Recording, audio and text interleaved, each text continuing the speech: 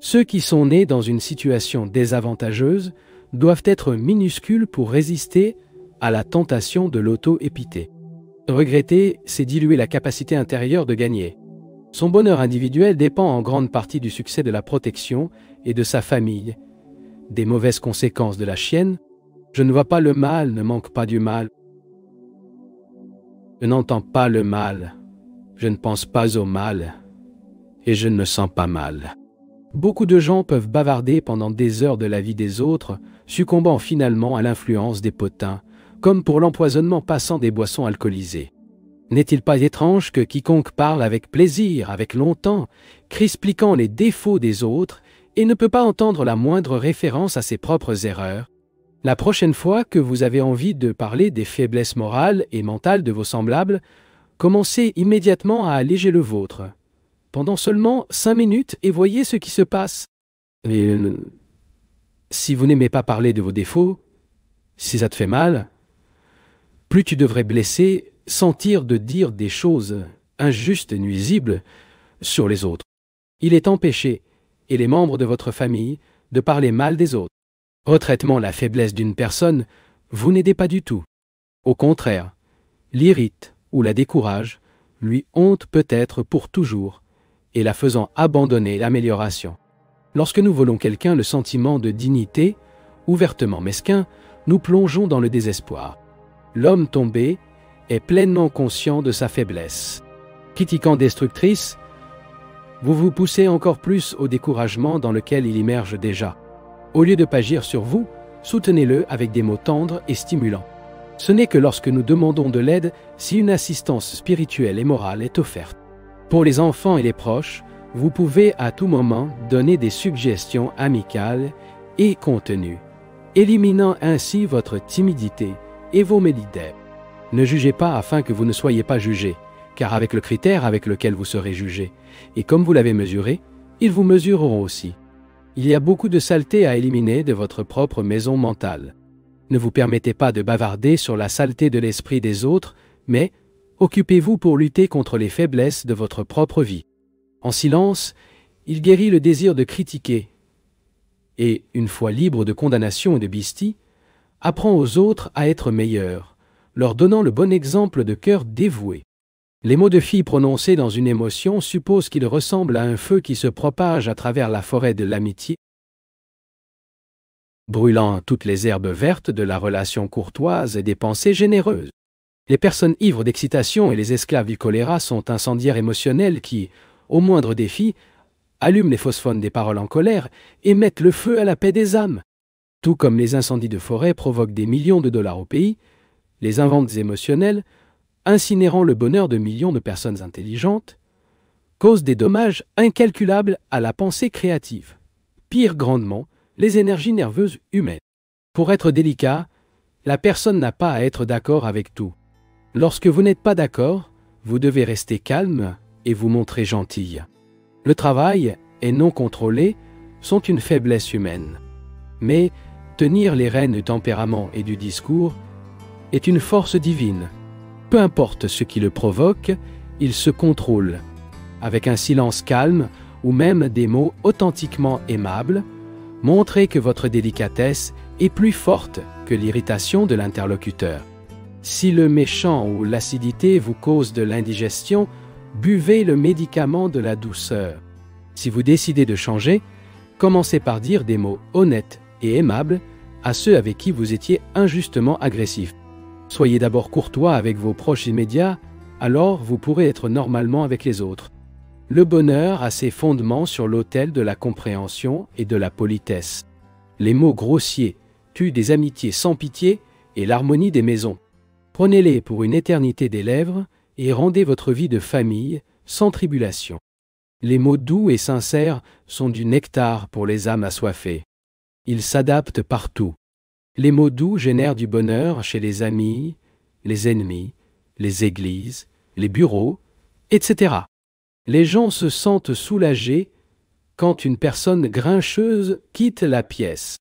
Et le contenu quand un ami sincère et poli apparaît. Les gens craignent des maladies dégénératives qui affligent le corps. Mais peu demandent à la guérison lorsqu'il contracte la moleste psychologique terrifiante de la jalousie. Shakespeare a appelé le cancer qui érode les racines de l'amour. Mais c'est pire que ça. La jalousie épidémique peut affecter l'esprit de toutes les nationalités. Il est la tuberculose du mariage, dévore la vie heureuse et saine des couples, le détruisant finalement avec des saignements de suspicion. Les combats continus sont comme des crises de bronchite, qui affectent les poumons du bonheur. La jalousie est également la tuberculose des affaires. Quand il envahit cette sphère, les tissus de coopération et d'unité, qui sont l'essence d'une entreprise, commencent lentement rapidement pour se détériorer. Chaque organisation politique et religieuse doit être prudente contre cette maladie dégénérative. Défendez votre bonheur d'une telle dévastation. Si vous êtes un esclave des sens, il ne peut pas être heureux. Si vous êtes seigneur des désirs et des appétits, vous pouvez vraiment l'être.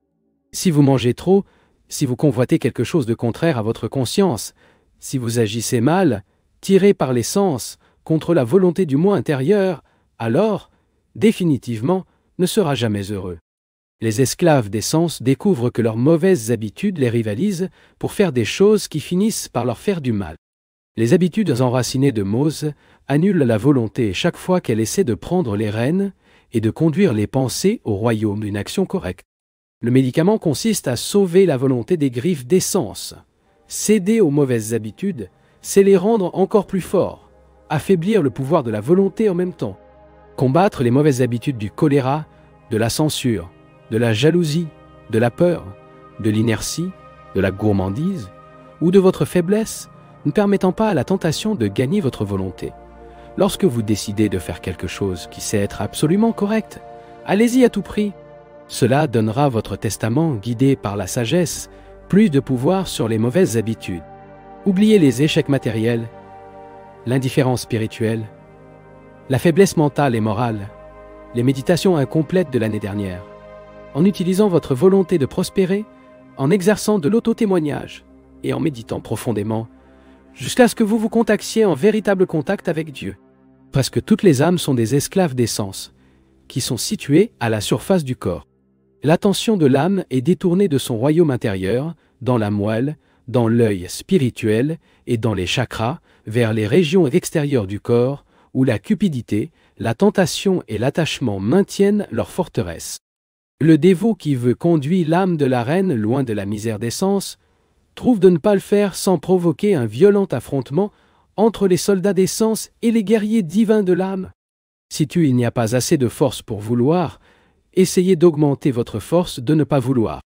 Lorsque vous êtes à la table du dîner et que madame essaie de vous convaincre de manger plus que vous ne le devriez, anesthérisez votre contrôle et le lancez dans le puits de l'indigestion. Soyez prudent.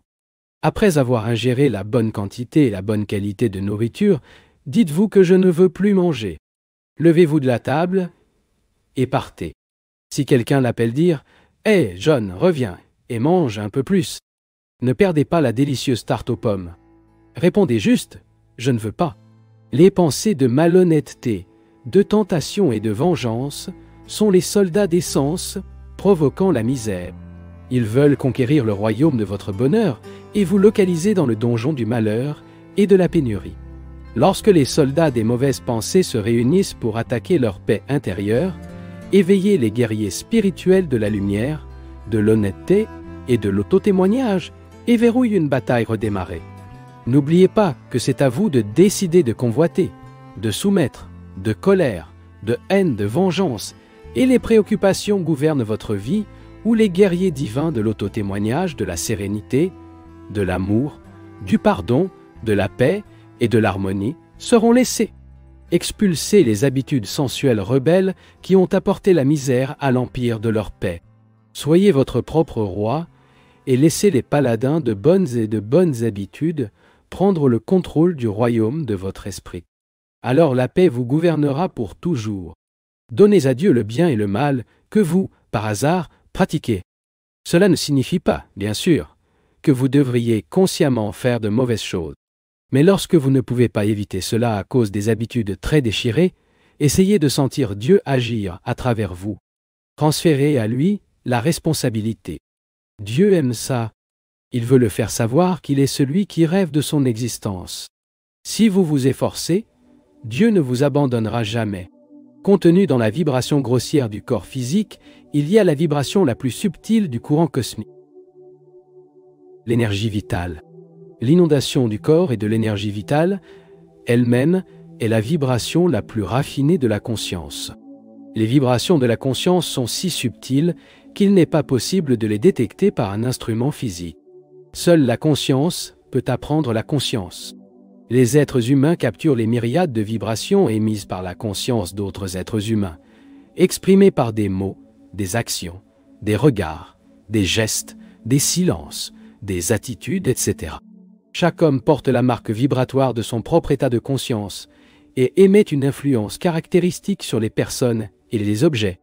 Par exemple, la maison où vit un homme déterminé est imprégnée des vibrations de ses pensées. Tout le monde doté d'un certain degré de sensibilité pourra comprendre clairement ces vibrations. L'ego humain, ou son sens de l'œde, l'image déformée du l'âme immortelle, apprend la conscience directement et la matière, le corps humain, et toutes les autres formes de création, indirectement, à travers les processus mentaux et les perceptions sensorielles.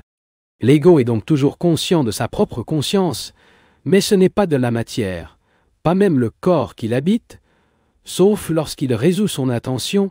C'est ainsi qu'un homme qui est profondément concentré sur un certain thème est conscient de votre esprit, mais ce n'est pas dans votre corps.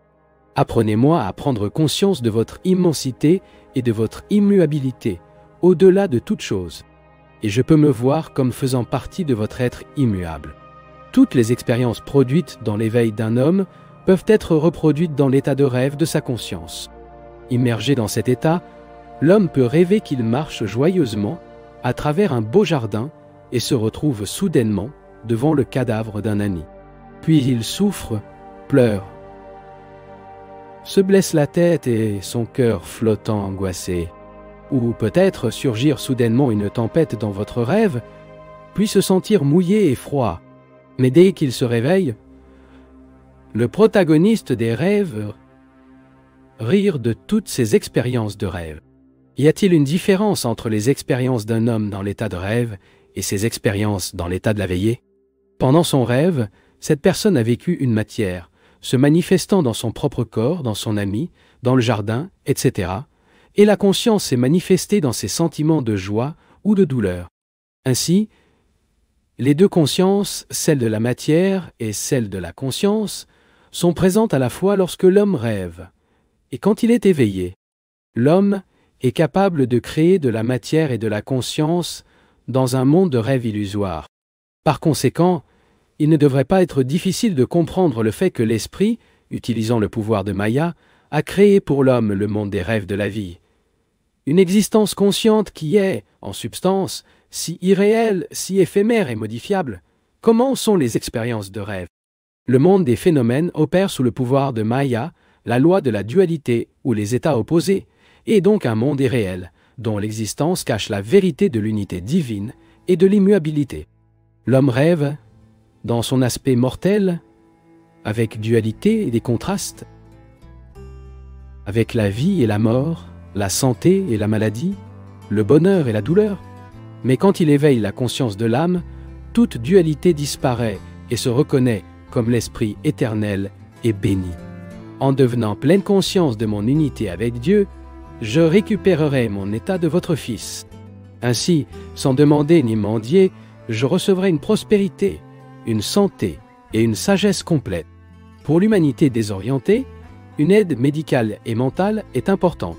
Il est indéniable la supériorité de l'esprit sur le pouvoir des moyens thérapeutiques matériels, mais l'action de la nourriture, des herbes médicinales et des médicaments, encore plus limités, est également indéniable.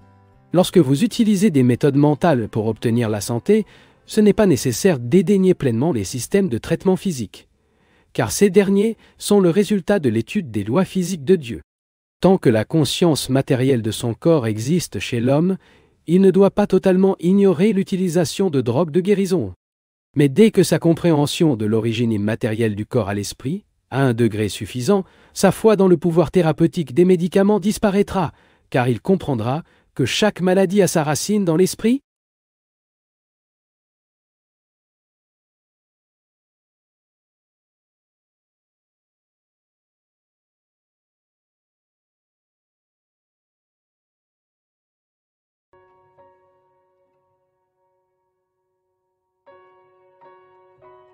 Votre succès dans la vie ne concerne pas seulement les compétences innées. Cela dépend également de sa détermination à saisir les opportunités qui se présentent. Dans la vie, les opportunités se présentent par création et non par chance. Ils sont créés par vous, aujourd'hui ou à un moment donné dans un passé récent ou lointain. Comme les méritait, utilisez-les pour obtenir les plus avantageux. Vous pouvez rendre votre vie beaucoup plus riche maintenant et à l'avenir pour concentrer votre attention sur les besoins immédiats, en utilisant toutes vos compétences et informations disponibles pour les réaliser.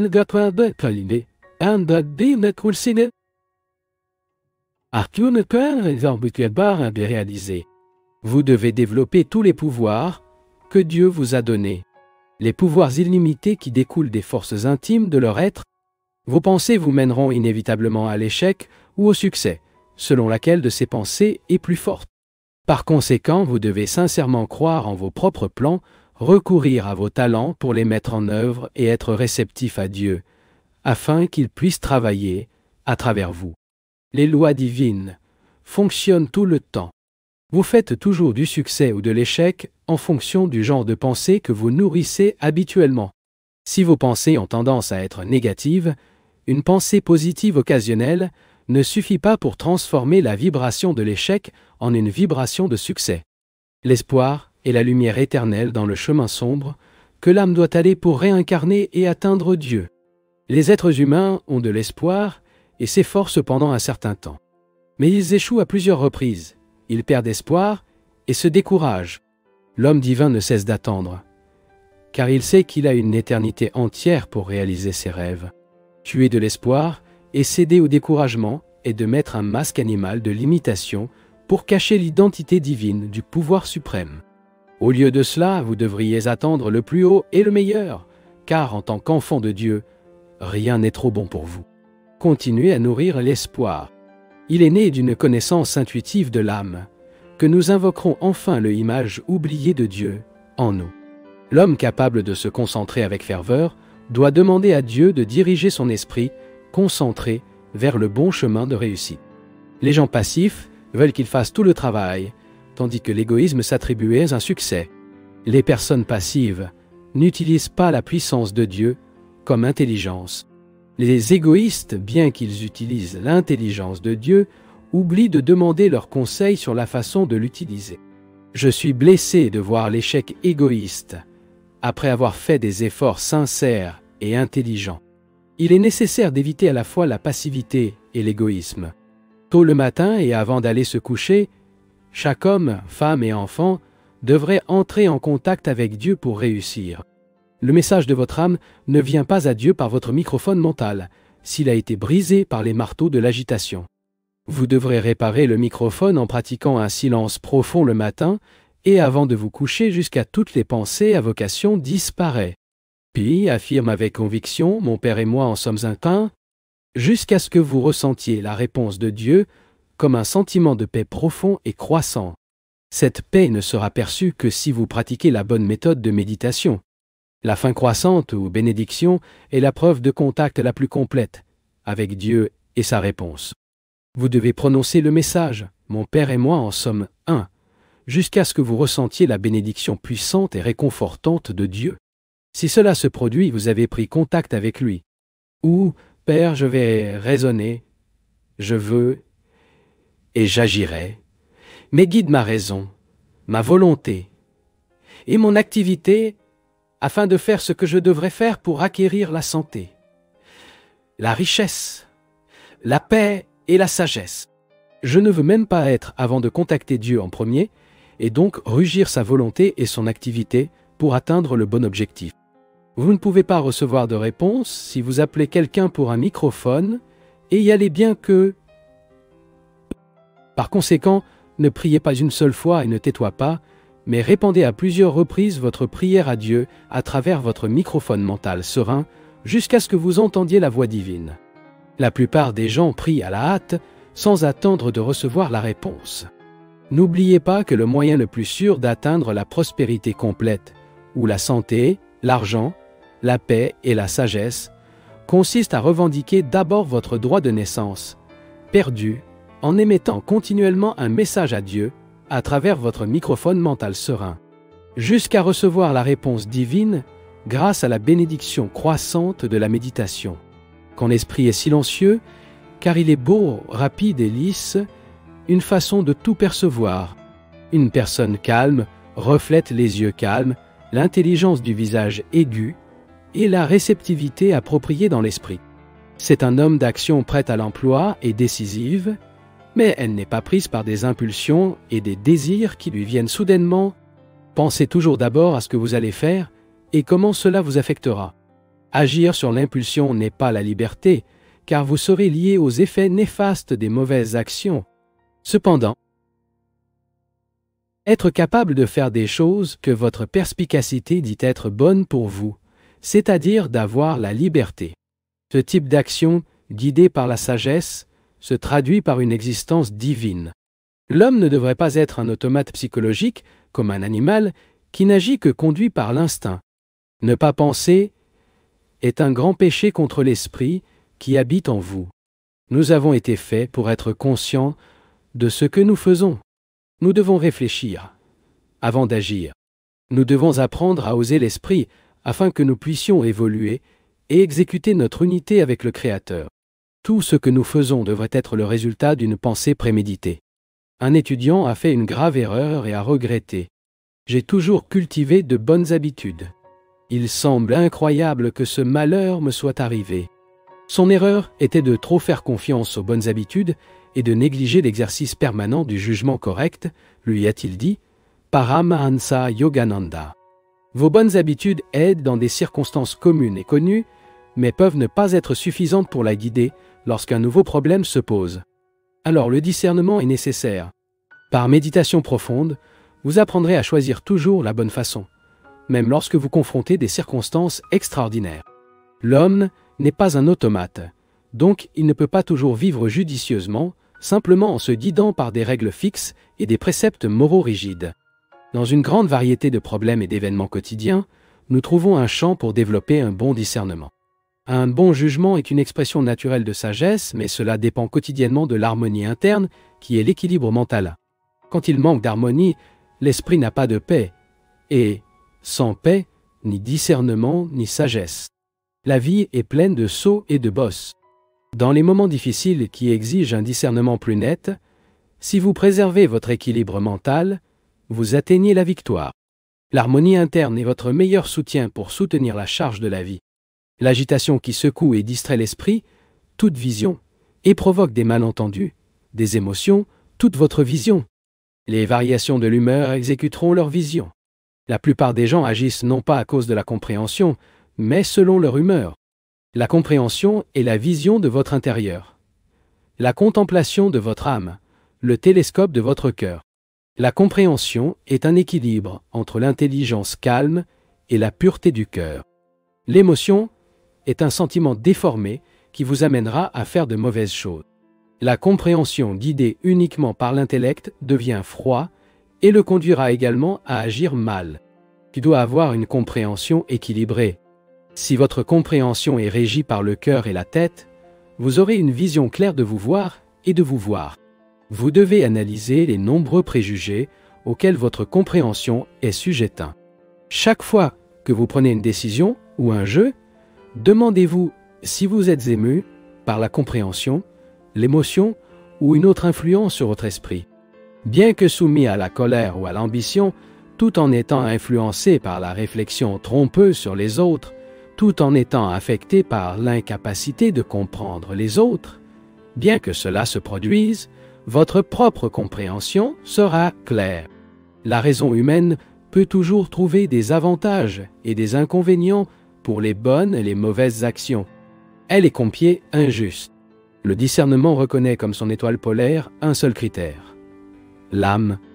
Imaginez deux hommes. À droite, la vallée de la vie, et à gauche, la vallée de la mort. Ils sont les deux rationnels, mais l'un va à droite et l'autre à gauche. Pourquoi? Parce que l'un d'eux a correctement utilisé leur pouvoir pour se propager, tandis que l'autre a mal utilisé ce pouvoir, se livrant à l'indulgence de fausses rationalisations. Faites attention à vos motivations dans tout ce que vous faites. Vuitton et Yogi mangent tous deux. Mais diriez-vous que manger est le péché parce qu'il est souvent associé à la gourmandise? Non. Le péché est dans la pensée, en motivation. L'homme banal mange pour satisfaire la gourmandise et le yogi mange pour garder son corps en forme. Il y a une énorme différence. De même, un homme commet un meurtre et est pendu pour cela. Un autre tue de nombreux êtres humains sur le champ de bataille, défendant la patrie, et est récompensé. Voici encore une fois la motivation qui fait la différence. Les moralistes fixent des règles absolues, mais je vous donne des exemples pour montrer comment vous pouvez vivre dans ce monde de relativité. Avec l'autocontrôle des sentiments, mais sans devenir automate. Le mode de vie scientifique est d'en théoriser-vous et vous demander si vous agissez bien ou mal, et soyez absolument sincère avec vous-même. Si vous êtes honnête avec vous-même, il est peu probable que vous vous trompez. Et même si vous le faites, vous pourrez vous corriger rapidement. Chaque matin et chaque nuit, plongeant en silence, c'est-à-dire dans la méditation profonde, car la méditation est le seul moyen de distinguer la vérité de l'erreur. Apprenez à être guidé par votre conscient. Le pouvoir divin du discernement en vous. Dieu est le murmure dans le temple de sa conscience et la lumière de l'intuition. Vous savez quand vous agissez mal, tout votre être vous dit, et ce sentiment est la voix de Dieu. Si vous ne vous écoutez pas, c'est silencieux. Mais lorsque vous vous réveillez de l'illusion et que vous voulez agir correctement, cela vous guidera. Après tout le temps, la voix intérieure de la conscience, qui est la voix de Dieu, vous deviendrez une personne vraiment morale, un être très spirituel, un homme de paix. L'intuition est l'orientation de l'âme, qui surgit naturellement dans le homme quand ton esprit est silencieux. Le but de la science du yoga est de calmer l'esprit afin que sans distorsion, il puisse entendre les conseils sans faille de la voix interne. Résolvez tous vos problèmes grâce à la méditation. Branchez-vous avec l'orientation intérieure active. La voix divine a une réponse à tous les dilemmes de la vie. Bien que l'ingéniosité de l'homme, pour avoir des ennuis, ne semble avoir aucune fin, l'aide infinie n'est pas moins inépuisable. En voulant que nous dépendions exclusivement de lui, Dieu ne signifie pas que vous ne devriez pas penser par vous-même. Il veut que vous utilisiez l'initiative. L'idée est la suivante. Si vous n'êtes pas en mesure de chercher une mélodie consciente avec Dieu, tout d'abord, vous couperez le contact avec la source et que vous ne pouvez donc pas recevoir votre aide. Lorsque vous vous tournez pour la première fois vers lui pour tout, il le guidera. Il vous révélera vos erreurs afin que vous puissiez vous changer et le cours de votre vie. N'oubliez pas, mieux qu'un million de raisonnements, assis et méditez sur Dieu jusqu'à ce que vous ressentiez une tranquillité intérieure. Alors dites-vous, le Seigneur...